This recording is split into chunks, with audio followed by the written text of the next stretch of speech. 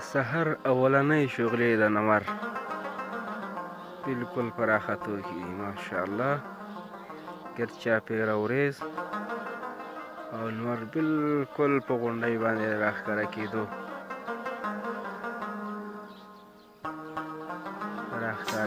کې دي او دا د مرغو اوازونه دي هر قسم د شپې باران هم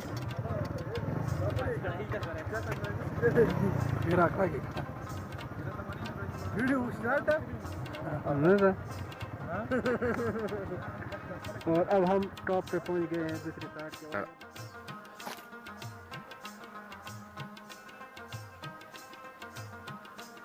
لاړه ده نه څنګه وږه شوې روټۍ راوړله توره تیاره ده ملګرو او تاسو ته زه له ښیم शबनम पड़ी हुई है माशाल्लाह इतनी खूबसूरत नज़र आ रही है सहर वक्ती माशाल्लाह د مرغو اوازونه تاسو به دا چنچناهټه وړئ دا مزیدار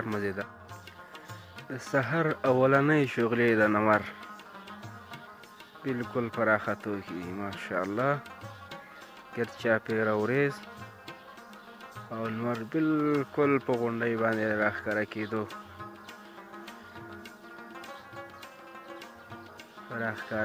کې دي او دا د مرغو اوازونه دي هر قسم د شپې باران هم شوی دی لکه څنګه چې ما مخکې تاسو ته وویل او په اسمان باندې هر طرف ته وریځې دي ګڼې ګڼې وریځې کوم چې غټ غرونه دي بالکل په وریځو کې پټ دي دا زمونږ د کلي ماحول دی سحر وختي ماشاءالله د مرغو اوازونه تاسو به دا چنچناهټه وړئ دا مزیدار اوازونه چنچڼې کوترې بانګیان چرګې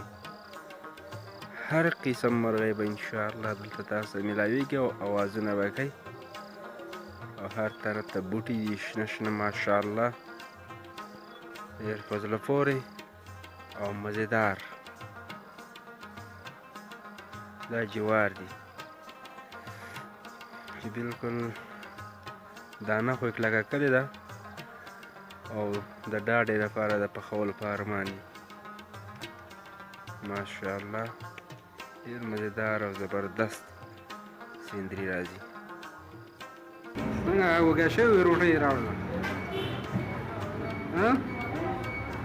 وږه شوې وې که څنګه ساده خوراک ده ماشاءالله چکین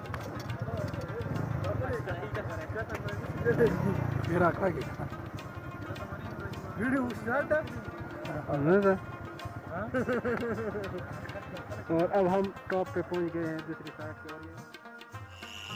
توره تیاره ده ملګرو او تاسو ته زه له ښیم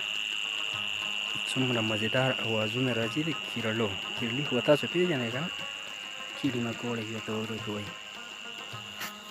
کہ بہت ہی زبردست آوازیں نکال رہی ہے ماشاءاللہ اور بالکل سنسان اور ایک صحرا جیسی ماحول ہے اور یہ آپ دیکھ سکتے ہیں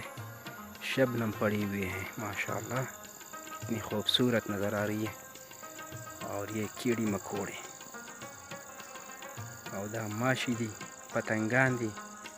او هر قسم زنده سر دی چې ګرځي را ګرځي تاسو کتی شئ خو ماشاءالله دا اوازونه که تاسو اورېدی شئ نو ډېر خوند کوي او ډېره مزه کوي زه به لږ غلی شم چې تاسو زه در واوروم صحیح ده